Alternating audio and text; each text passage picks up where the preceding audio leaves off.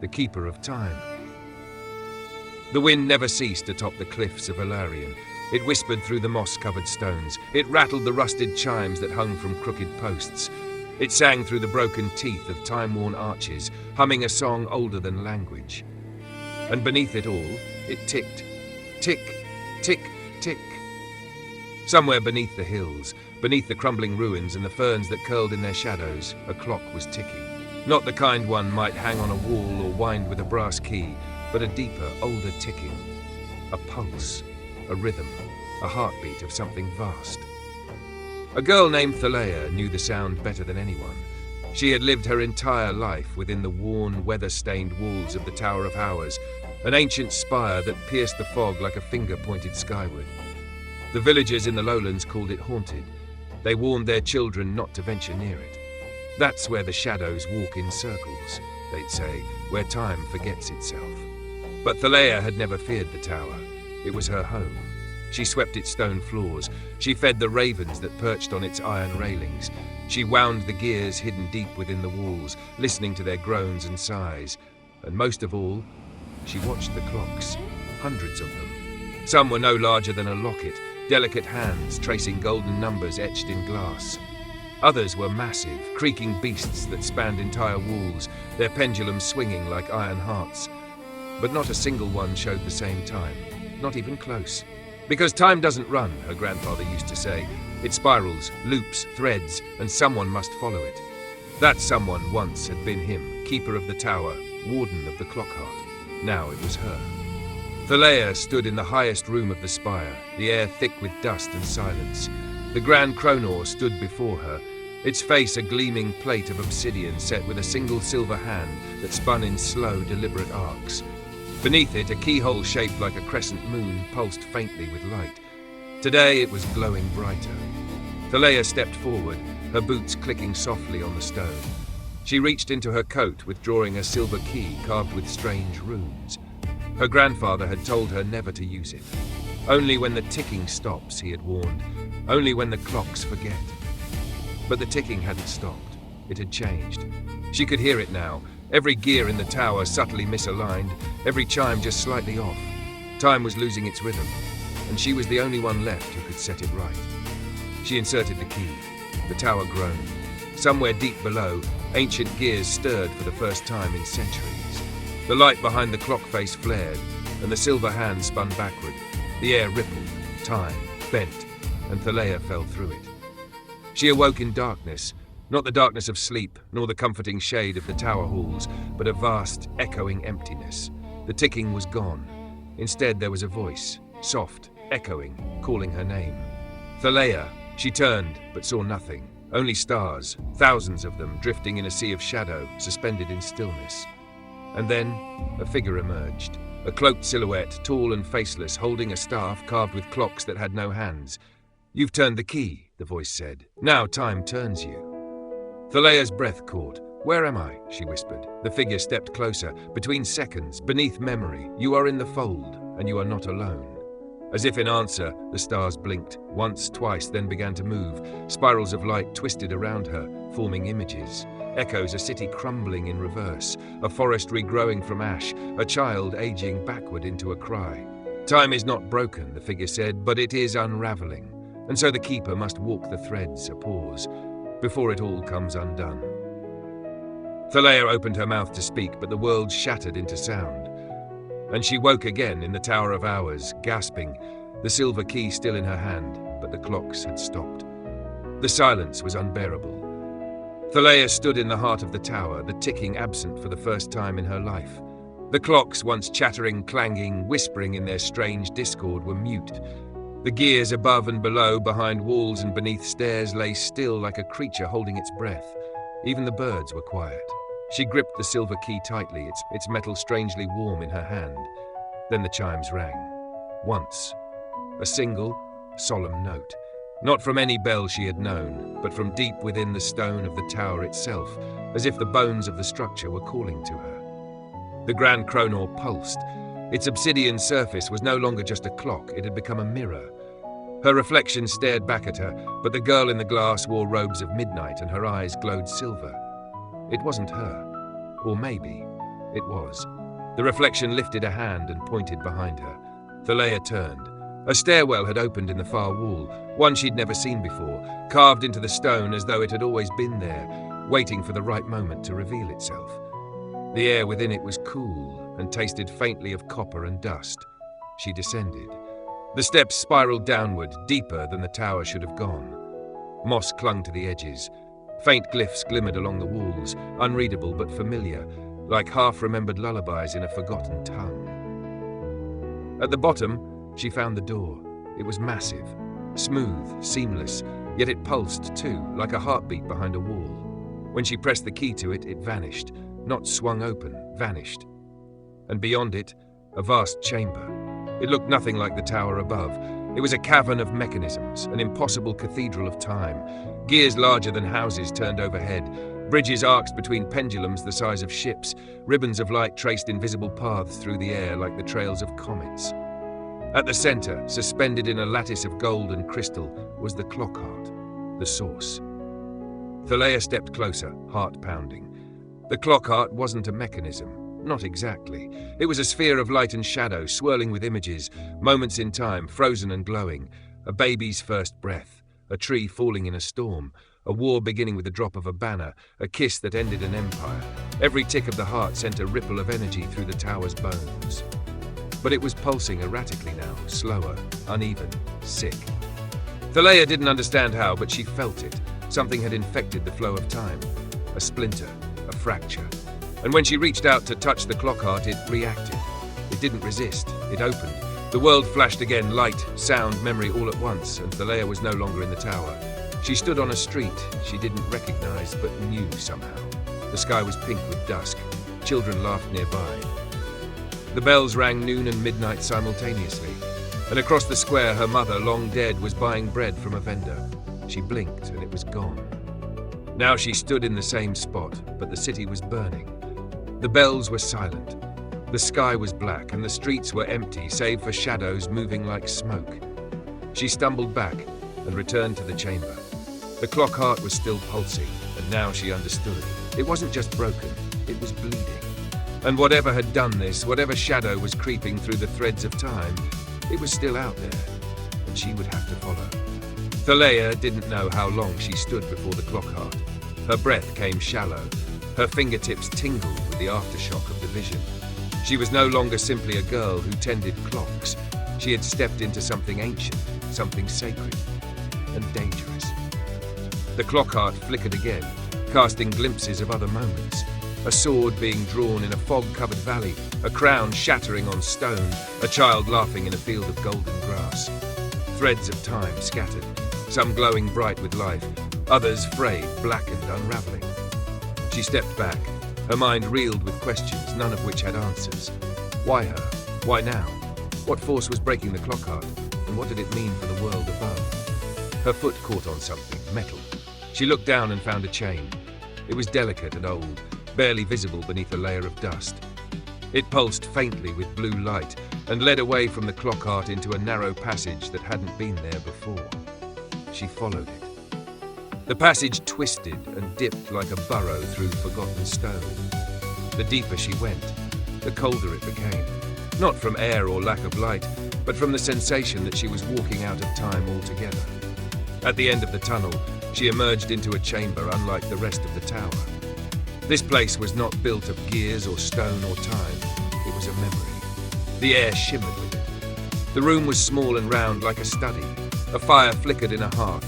Books lined the shelves, books she'd never seen but somehow recognized. The scent of old paper and lavender filled her nose. A chair sat by the window overlooking nothing but mist. And in the chair, a man. Or what remained of one. He was draped in layered robes of ink and silver. A circlet of brass and starlight rested on his brow. His face was pale, translucent almost, his features barely holding shape. Yet his eyes were galaxies. "You're late," he said with a rasp, as if he hadn't spoken in centuries. Thaleia couldn't speak. The man, or the echo of him, smiled faintly. "I've been waiting. Not for you exactly, but for someone, and here you are." He gestured to the chair across from him. She sat without knowing why. "You've seen the clock heart," he said. "You've touched the stream." She nodded. "Then you've seen it, the fracture." Again she nodded. What you saw were only fragments, he continued, voice thin as spider silk. Time is not a river, as many believe. It is a loom, a living tapestry, and something has torn through its threads. What is it? Thaleia managed to whisper. The keeper, closed his eyes. I called it the Hollow, he said. It feeds on forgotten moments, lost paths, regrets. It moves backward, always, pulling the weave apart. He leaned forward, his form flickering. When the clockheart falters, the tower slows. When the tower slows, the world begins to forget itself. He reached into his robe and pulled out a shard of mirrored glass. It shimmered with images. Her face, a stormy sea, a feather falling in reverse. This is your key now, he said. A fragment of the loom. It will show you where time is weakest and lead you to where you are needed. I don't understand, she said. Why me? Because you heard the silence, he replied gently. And you came. He handed her the shard. It felt impossibly light. There are others like you, he said, or there were, the time-bearers, the watchers, the menders, all lost, all scattered. But you are the last now, and the Hollow does not rest. He looked past her, into something she could not see. You must follow the frayed threads, stitch the lost hours, rewrite what was unwritten. Thaleia stared at the shard, its surface already beginning to swirl. But where do I begin? The keeper's form was fading now. Begin, where time forgets to move, where memory lingers longer than it should. He smiled one last time. And remember, the clock is not your enemy, but it is not your friend either. With that, he vanished. The fire sputtered out, and Thaleia was alone again, holding the shard, the pulse of the clockheart echoing softly through the stone. Above her, the tower stirred. The shard hummed in Thaleia's hand. It wasn't just an object. It was alive with memory, an anchor to every forgotten hour, a compass pointing toward unraveling threads. Its surface shimmered, not with her reflection, but with glimpses of when. A marketplace frozen mid-laughter, a forest where leaves fell in reverse, a mother cradling an empty blanket. Thaleia stood from the chair. The memory chamber had vanished, leaving her in a dim corridor of the tower once again, as if the keeper's sanctum had only been a page in a book that had now turned. She took a breath. The tower around her no longer felt like stone. It felt like a living body, bones creaking, arteries winding, pulsing with the ache of something ancient and injured. She needed to move. Following the shard's light, she wound her way down an unfamiliar spiral staircase, one that hadn't been there before. The walls here were etched with names in a language she didn't know, yet somehow understood. Names of those who had watched over time. She ran her fingers across them as she passed, feeling a strange comfort in their presence. At the base of the stairs was a doorway, a mirror. No, a gate made of mirror. Its frame was iron braided with vines of silver. The glass rippled like water. As she stepped toward it, the shard in her hand vibrated, and a sliver of the surface peeled back, revealing the faint outline of a door. Thaleia did not hesitate. She stepped through. There was no sound, no wind, no air, only a sensation of falling, not downward, but inward. And then she stood beneath a sky she'd never seen. It was twilight, not morning, not night, an endless in-between. A plain of pale grass stretched in every direction, and overhead the constellations danced backward. A woman stood ahead, dressed in robes of deep teal and dusk. Her back was turned, her long braid blowing gently in a wind Thaleia could not feel. "Where am I?" Thaleia called out. The woman turned slowly. Her eyes were blindfolded with a strip of time-worn silk, yet she seemed to see. "You are in the moment between moments," she said, "where all lost seconds go." Thaleia stepped closer. "Are you another keeper?" The woman shook her head. "I am the seamstress," she said. "I mend what I can, when I can." She lifted a hand. Dozens of threads floated around her, luminous and delicate. Some glowed warm and gold. Others flickered like dying embers. "I've never seen this place in the tower." The seamstress tilted her head. "That's because this place is not in the tower," she said softly. "It is beneath it, beside it, above it. The tower is not made of stone and gears, child. It is made of choices." The shard pulsed again. One of the threads nearest to the seamstress twitched, and she turned her attention to it, mending a fray with a needle of light. "Something is devouring the threads," Thaleia said, watching. "The keeper called it the Hollow." The seamstress froze. "That name has not been spoken in a very long time," she whispered. She turned, her blindfolded face suddenly grim. If the hollow has touched the loom, then time is not merely fractured, it is bleeding. What can I do? Thaleia asked.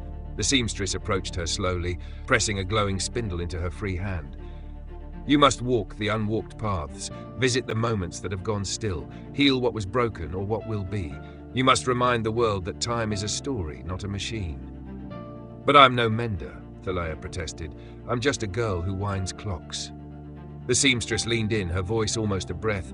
All menders begin as listeners. All timekeepers begin as children asking, "Why?" Thaleia clutched the spindle, the shard still gleaming in her other hand. What happens if I fail? She asked. The seamstress stepped back, her form already fading into mist and light. Then there will be no one left to remember you tried. And just like that, Thaleia stood again in the tower, alone, but not afraid. The shard began to glow brighter, the air shifted, and somewhere deep within the tower's heart, a door opened. She turned toward it and stepped through. The door led into a long, arching hall that defied logic. There were no walls, only soft layers of shifting haze, each layer pulsing faintly like a heartbeat. Above her there was no ceiling, only a sky full of turning constellations that blinked like watchful eyes. And beneath her feet was a floor of glimmering glass, beneath which timelines threaded like rivers, winding and unwinding, splintering and reconnecting. Thaleia took one step forward, then another, her reflection beneath her feet trailing slightly behind. Not in time, in memory. Each step revealed something new, her father laughing with a handkerchief over his nose, her mother whispering a lullaby that never had an end, the cat that vanished without a trace one autumn morning. The tower was showing her own time, and then it changed. The glass shimmered, shifting from her life to lives she did not know. An old man weeping at a sundial, a child spinning a globe that had no continents, a woman standing alone in a room where clocks had melted into puddles of brass. She stopped walking. The spindle in her hand pulsed again. This time it vibrated with urgency. Ahead, the haze began to thin. And through it emerged a chamber built entirely of mirrored hourglasses. Each stood twice her height, filled with sands that glowed, some bright as dawn, others dim as dusk. And at the center of them all stood a table made of obsidian, upon which rested a strange device, a loom. But unlike the seamstress's glowing threads, this loom was cracked. Its threads hung limp, and the spindles at its ends were blackened. Around the loom, the air warped with a shimmer that reminded her of heat mirages, but cold.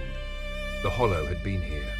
The moment she stepped inside, the temperature dropped, her breath turned silver, and from the dark corner of the chamber came a whisper. Not from a mouth, from within time itself. You should not be here. Thaleia turned slowly. A figure emerged, tall, hooded, and faceless. Its cloak was made not of cloth, but of shadow laced with static. It flickered and twitched at the edges, like a dying broadcast signal. Its form seemed unstable, not because it was weak, but because it belonged nowhere. You are the hollow, she said, her voice steady, though her knees threatened to betray her. It did not nod. It did not need to. I felt you feeding, she whispered, off the lost, the forgotten. The hollow's form flickered, and its presence pressed against her mind like thunder behind silence. All forgotten things belong to us, it murmured. Time is not a gift, it is a debt. Thaleia raised the shard. Light poured from it, casting long lines across the mirrored hourglasses. For a moment, the hollow recoiled. We are what comes when stories are left unfinished, it hissed. We are the weight of clocks never wound. And then it moved, not like a beast or man, but like a shadow bleeding from every direction at once. Thaleia backed toward the loom. She didn't know what to do, but the spindle in her hand pulled forward as if guided. Time is not a debt, she said, louder now. It's a promise. The moment the words left her lips, the spindle ignited, gold and white, casting warmth through the chamber. The loom twitched. The threads began to stir. The hollow shrieked, not in pain but in rage, as the loom's light pushed back the corruption. Thaleia stepped forward, placed the shard and spindle into the grooves on the loom's side. The reaction was instant. The hourglasses surrounding her glowed, and for the first time she could see the sands within begin to rise, flowing upward instead of down. Time was being restored, unwound, remembered. The hollow screamed, but it could not enter the light. Thaleia stood firm.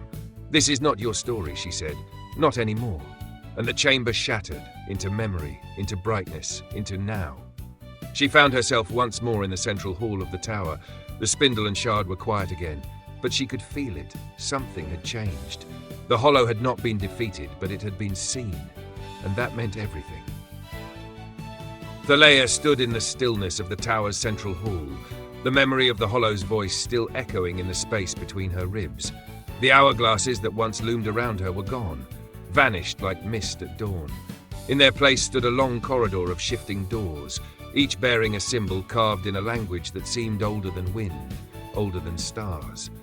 She didn't know how she knew it, but each door led to a moment in time. Not her time, someone else's. The spindle in her hand buzzed faintly. Not urgent now, curious. Thaleia walked forward and placed her palm on one of the doors. The symbol etched into it shimmered, a spiral of flame surrounding a feather. The door opened, and the world changed. She was no longer in the tower. She stood in a forest drenched in silver mist.